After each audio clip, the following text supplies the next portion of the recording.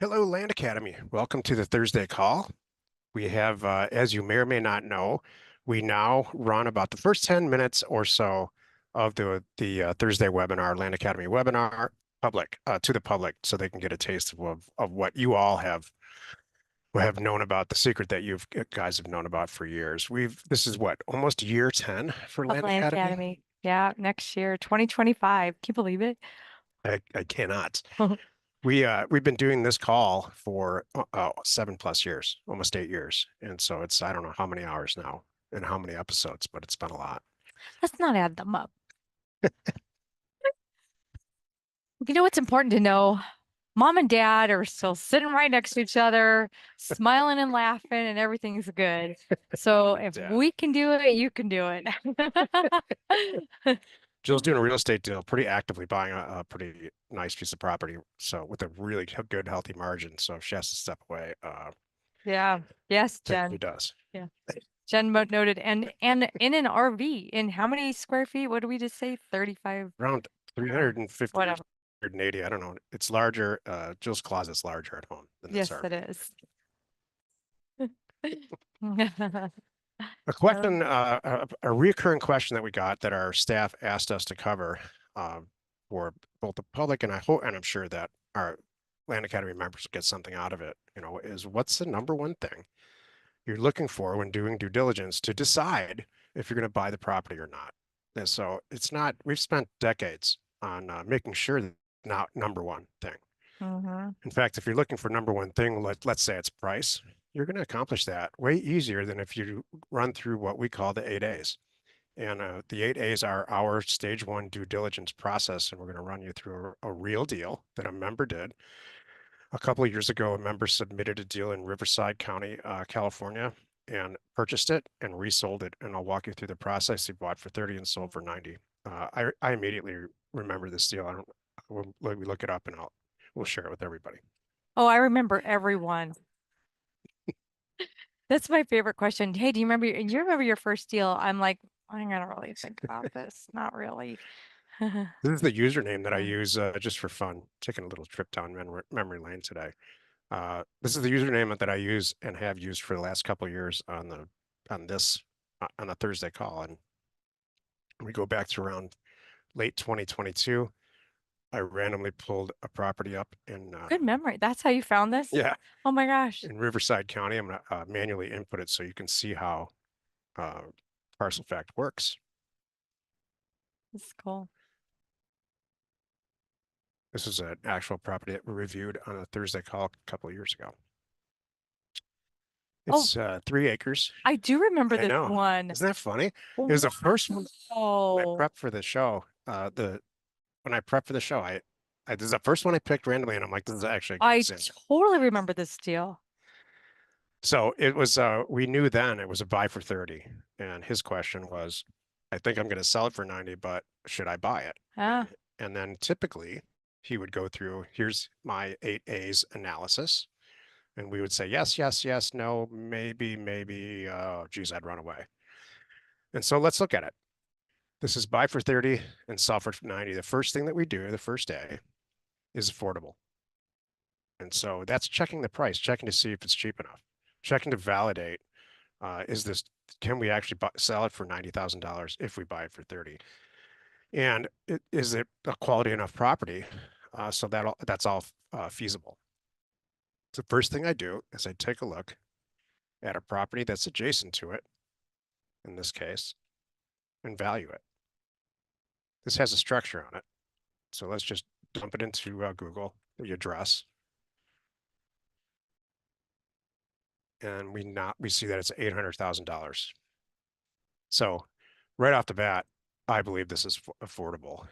You should generally be paying no more than 10% of the value of a property that's adjacent or in the immediate area that's new, because that's a developer would typically pay 20%. So in this case, it would be generally safe to buy for 80,000 and sell for 150, 160 to the person who's going to develop it. It's a pretty nice house. mm-hmm.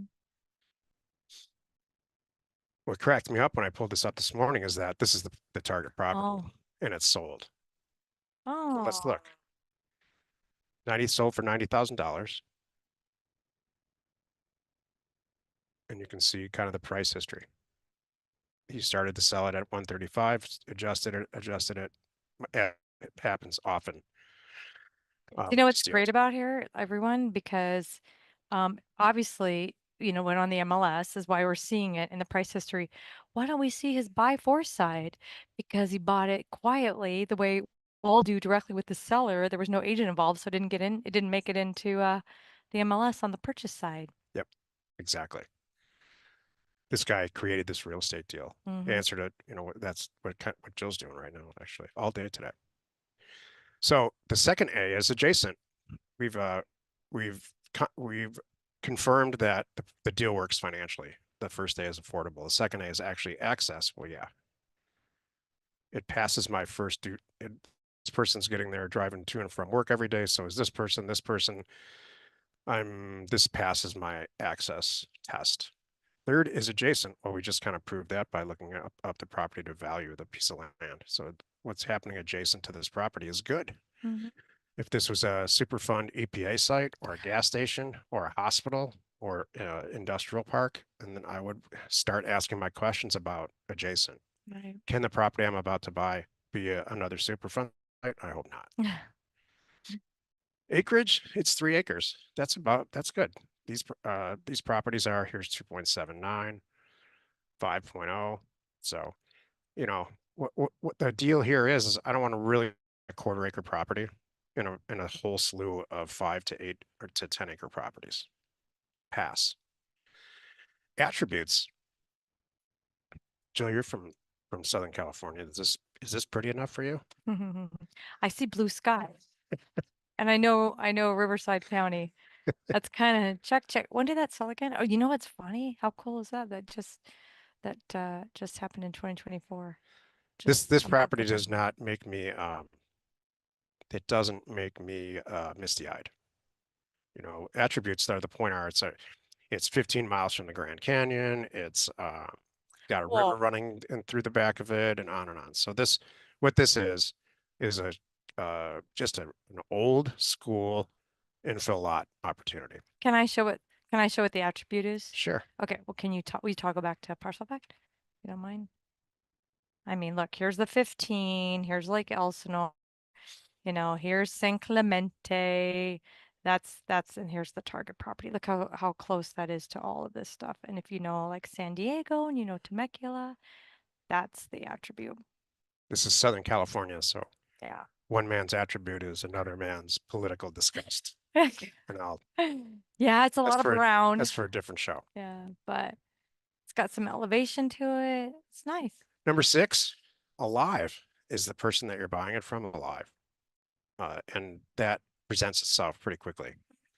It's shocking in the business that we're in how many calls back that we get and how many properties that come back from a mailer where you're taking the call from an heir or an administrator for an estate, or there's all kinds of different types of people. And what you really want to make sure of is 9 times out of 10, you're going to be talking, well, 8 times out of 10, you're going to be talking to the person that is right on the deed, Right. right? That's listed right here. And that's Right. good. Then you can check the alive box.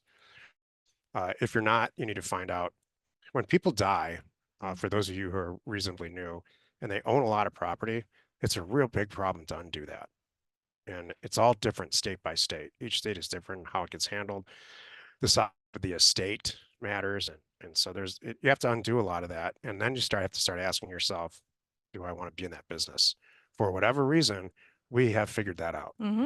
And I'm not suggesting that you make it your second career to do that, but that's one of the things that we have picked up a few deals on and done well with that. We're here to help too. That's stuff that comes up all the time in our, when we get through this first part of the call and then we're going to close it up for just the member part of the call. And then we'll have those discussions, real specific discussions. And we're always here to weigh in and say, here's my experience with a probate deal like this. And you have us to bounce stuff off of.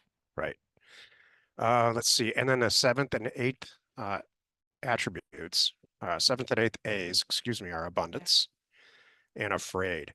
And so those are more about you as a potential buyer, not so much about the actual property.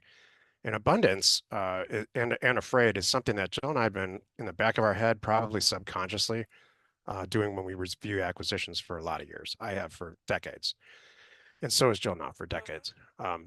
You know, if we have 22 deals to look at, you know, we're not. I don't feel any pressure to make a decision that's outside of my comfort zone. If we're looking at one deal, this deal only, I personally start to see things that aren't there to justify buying it. So abundance takes care of that. If you have an abundance of transactions constantly coming in and you're reviewing them and making good decisions because you have a lot to choose from, that's good. Mhm. And then afraid. You know, are you afraid of this deal? No. I'm not afraid of this deal at all. No, it's what's funny is the person I'm like, I know right away whose deal this is, and he just popped in. I'm like, I wonder if he's on the call. Yeah, he's here. Yeah. The Uh, afraid thing kind of came from Jill. It's her way of saying, do I have a yeah, gut feel? You know, is there, women's intuition, call it mhm, whatever you want. Do I have a gut feel that's good or bad about this deal? right. So I remember reviewing this too and immediately saying, yeah, this is a deal I want to do. I can't find anything wrong with it. Mm-mm. So those are the A's. That should sufficient. Please type in any questions that you have. We're happy to answer them. Cool. Should answer this. I want to stress this. There's not one or two things that just push us over the edge. We don't pull a property up and say, "Oh, I can buy for 30 and sell for 90. That's the budget," and then not back it up. Right. You have to go I, through all this I stuff. want to know the reasons Hmm. why I believe it's going to sell for 90 reasonably quickly, and as this did. Especially when you're new, you want to check all those boxes. Make sure it has all of the A's if you can. Then you know you won't make a mistake. That's it.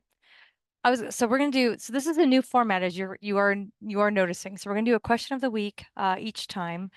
Are you gonna still do some current events for us? I can. Okay. I don't know if the show producer wants me to go through that. I'm happy to do that. Okay. Um, I think there's a lot to cover today. Yeah. They said go for it. Okay, good. Okay, good. I do have some questions. I don't know if you want to answer from our members. Our members Yeah. are able to type with us right now. So I apologize if you're live and just getting a little snippet of this right now. We aren't able to see your questions. So let me just see Zane and Tara said, hey, I don't know about this one. We also do things, do our own purchase stuff and everything on the side. How do we bypass stuff showing up on public records? So, well, you know what's interesting? If you do your own deal and you record it yourself, it's not going to show up anywhere, right? Because you never have a purchase price on the documents. It's only on the deed. So it's really when it's going through, usually it's an agent that gets stuff posted. Here's Not, the deal. yeah, I can answer this really go directly. for it. There's two ways to do deals. Right. The first way is you just you generate on Microsoft Word a deed and you figuratively hand somebody a cashier's check for 30,000 bucks and you ask them to sign the deed. They sign the deed and get it notarized in front of a notarization, and now you own the property and they have the money. Hmm. That's the way it's been going on since the beginning of this country. I talk a lot about this in the actual program. With I don't know if it's Land Academy 2.0 or 3.0. Other way, which is what we're all used to, is we submit it where there's real estate agents involved, usually on both sides. We submit Escrow. it to title, so that means it's on the MLS. Right. Then we submit it to a title company. They get the company, they get the deal done through with title insurance and what we're all used to. There's a lot of things that we can talk about, pros and cons to both. But the fact is, it's going to be public information if it is ever listed on the MLS. Hmm. The transaction is. I forgot a little bit of housekeeping. Please use the Q&A like you usually do. I just saw that note. Can we submit some of you do your deals here? Yep, do them in the Q&A because that way we won't miss them. I just had a few things that I thought would be The interesting public can't see that. for this. Exactly. Yeah, don't worry. People can't see the chat and they can't see the Q&A, so you are totally fine. So Zane comes back and says, okay, great. We go through title and escrow, but there's no agents involved. So still, the price does get recorded most of the time at the county, depending on the municipality. Some of them don't care at all. The state of Texas, the state of Montana, there's a few states, I think Idaho's like this, where they don't want the world to see the Mhm. transactions, the sold transactions, and so they don't make them readily public. Right. That doesn't mean you can't dig around and find them, Yeah. but that's the case, and some people are sensitive about it, and some people are not. By and large, most of the country. I also talk about this in Land Academy 2.0, 3.0. There's no other country like this in the world that Yeah. allows the entire planet to see who owns what real estate, what entities own it, for how much they paid. It's a data. We live in data glory Yeah. in this country, and there's statutes that say it needs to be public for whatever reason. The people who founded this country wanted the world to know who owns what piece of, and so that's worked for us. Just in passing, a couple days ago, I still can't get over that you can find out all this information. You still can send A mail little out. scary. You can't send out 5,000 text messages. You'll go to prison. Well, even this morning, you were You looking can at it. send 5,000 letters out and everybody gives you a hand. Yeah, we were looking at this deal that we're working on. He's like, there might still be a mortgage hanging on here on this property. I'm like, yeah, and it's amazing that we can see that. We know when they had Yeah. a mortgage. We know it was a 15-year mortgage. We know when it started. We know what the amount was. It's amazing. So that's the So long yeah, answer, Zay. And the shorter answer is, unfortunately, we don't have a lot of control over it. yep. You want to go on to our normal stuff? It's up to you. Yeah, yeah. Oh, the And then we'll get back to we'll save the other things here for the closed member call. So I'm okay. glad you're loading them up. Go ahead, Joe. So, yeah, this week, of course, we are back to 5 days a week in case you hadn't noticed. So weekdays at 2 o'clock Pacific time, we drop our shows. So now you get us Monday through Friday because weekly wasn't enough.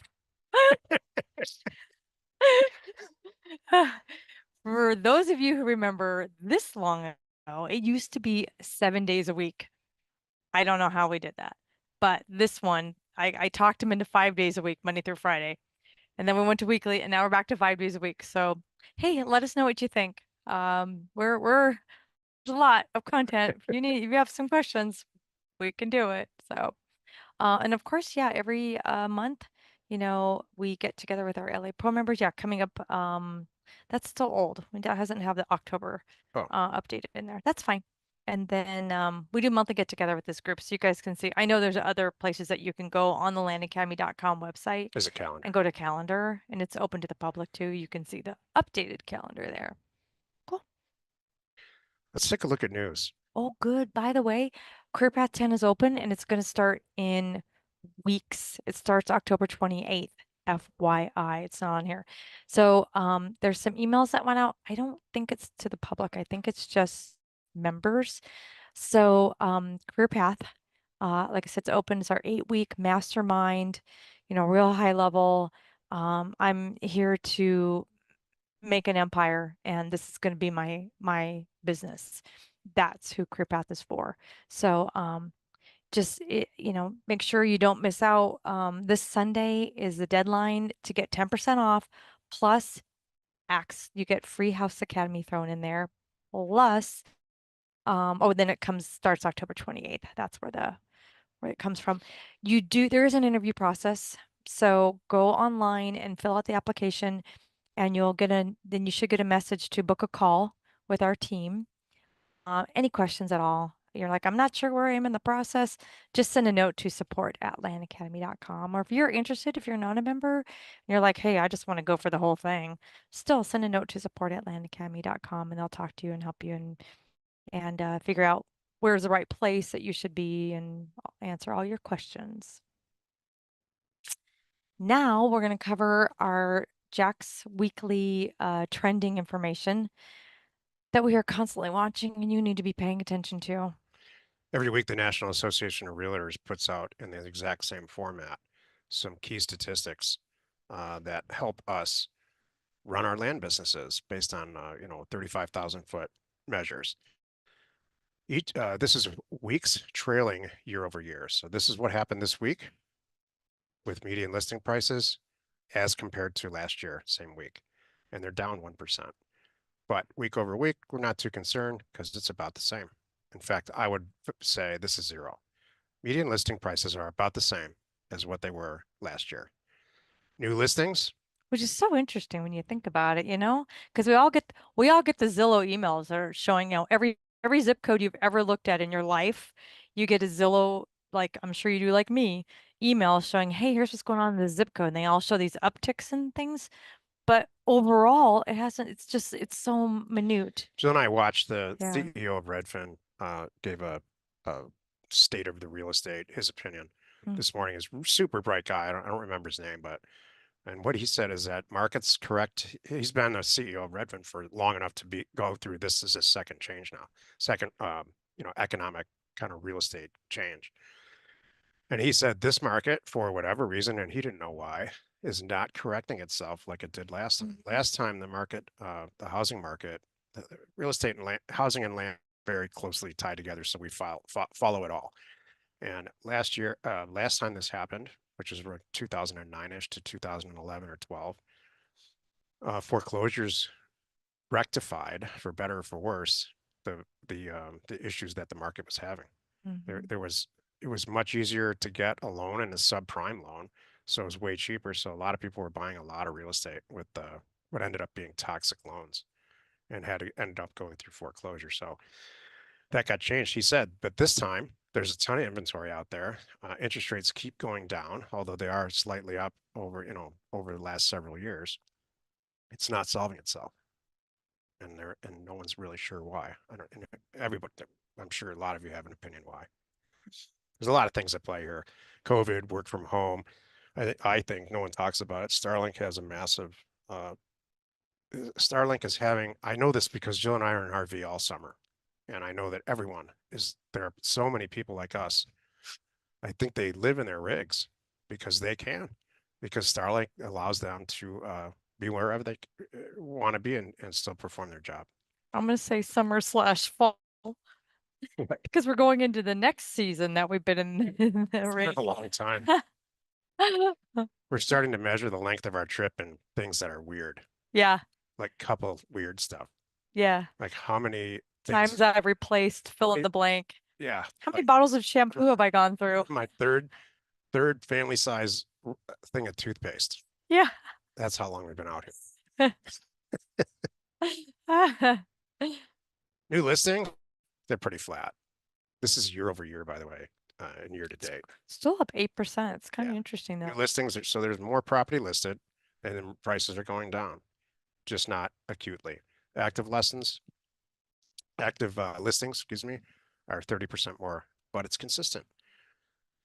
The reason we look at this, whether you like it or not, is to see if one of these numbers changes. So if we see 50% next week, whoa, and then we sit and we'll figure out why or what we need to do from an acquisition standpoint.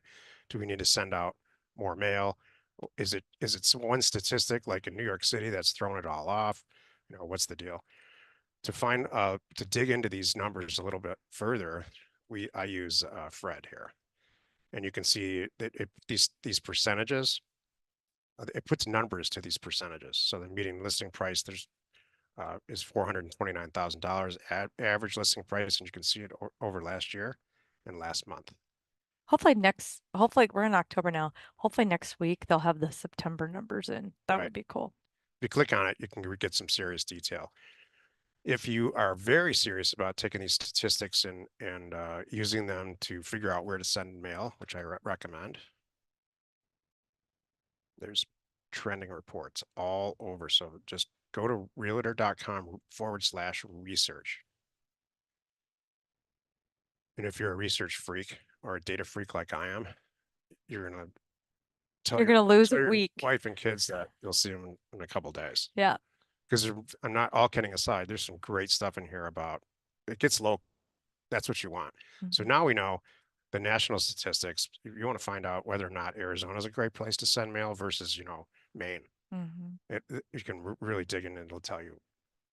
Obviously, along with the red, green, yellow test.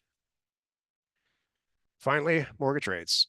The Fed reduced the prime rate by half a point. Prime rate, by the way, is the lending interest rate that banks charge each other, borrow money from each other. So it's not actually directly. I used to think it was directly mortgage rates, but it's not. But it has an effect. The American prime rate has an effect on all kinds of stuff all over the world economically. About 2 or 3 weeks ago, I read that mortgage rates were the lowest they have been, I think, 2 years, That's so cool. maybe one year. I'm not sure. 2022. It's Wait. about right here. Oh, look at that.